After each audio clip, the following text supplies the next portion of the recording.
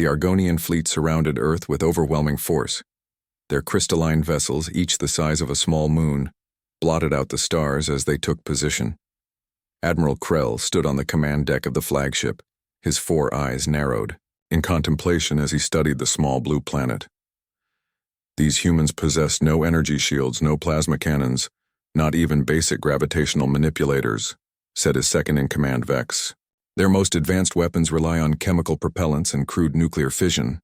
Krell's mouth tentacles twitched in amusement. Then negotiations will be brief. Prepare the diplomatic shuttle. Earth's leaders had gathered in an emergency session at the United Nations when the aliens requested a meeting. The Argonians had made their intentions clear. Earth would become a protectorate of their empire, with humans serving as a client species. Resistance was futile given the technological disparity. The human delegation sat across from the Argonian representatives in the hastily arranged conference room. The alien delegation consisted of Krell, Vex, and a team of analysts who had studied human civilization for the past month from orbit. "Your species has great potential," Krell began, his translator rendering his clicks and whistles into English. "But you are centuries behind in development. We offer protection and guidance in exchange for resources and loyalty." General Tom Jackson, representing Earth's combined military forces, leaned forward. A decorated Marine with 30 years of combat experience, he had fought in conflicts across the globe. His weathered face remained impassive as he listened. "And if we decline your generous offer?" asked the UN Secretary General. Vex produced a small sphere that projected a hologram of Earth. Red dots appeared across the planet's surface. "These are your major military installations and government centers.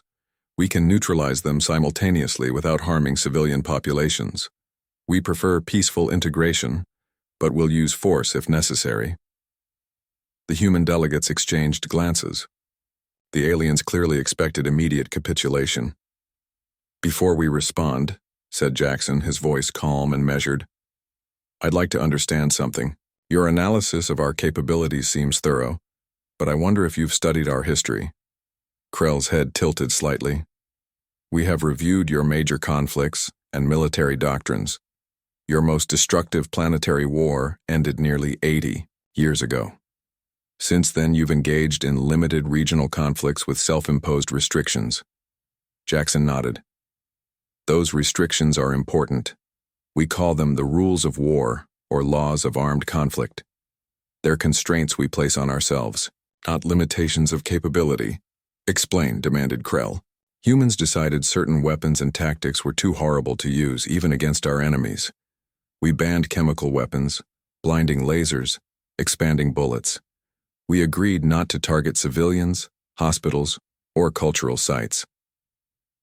Jackson's eyes never left Krell's. These weren't decisions made from weakness, but from restraint. Vex made a dismissive gesture. "Self-imposed ethical limitations are irrelevant when facing superior technology." "With respect," Jackson continued, "you're missing something fundamental about humans. We don't avoid certain types of warfare because we can't wage them. We avoid them because we've seen what happens when we do." He stood up and approached the holographic display. "May I?" After a moment's hesitation, Vex nodded.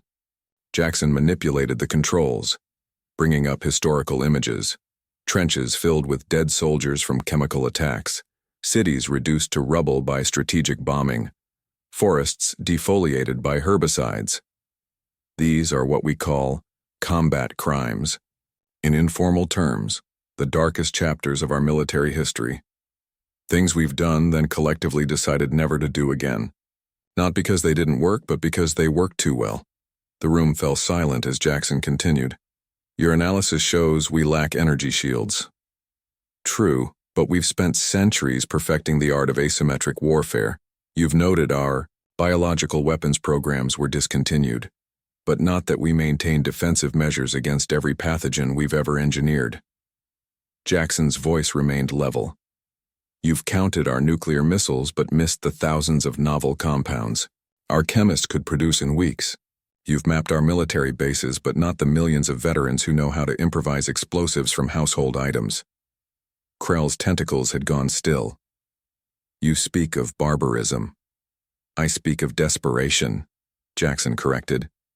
Humans may lack your technology, but we have millennia of experience fighting against superior forces. The rules of war exist precisely because without them, we become something terrible. He returned to his seat.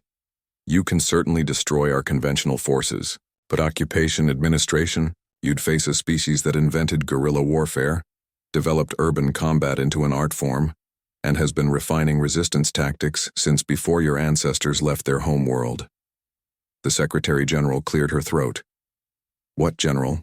Jackson is suggesting is that while your conquest might begin with your advanced weapons, it would quickly become something much uglier, something neither of us wants.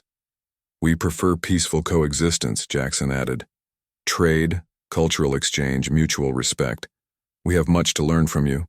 But if forced to defend ourselves without the rules we've imposed on our conduct, he left the sentence unfinished.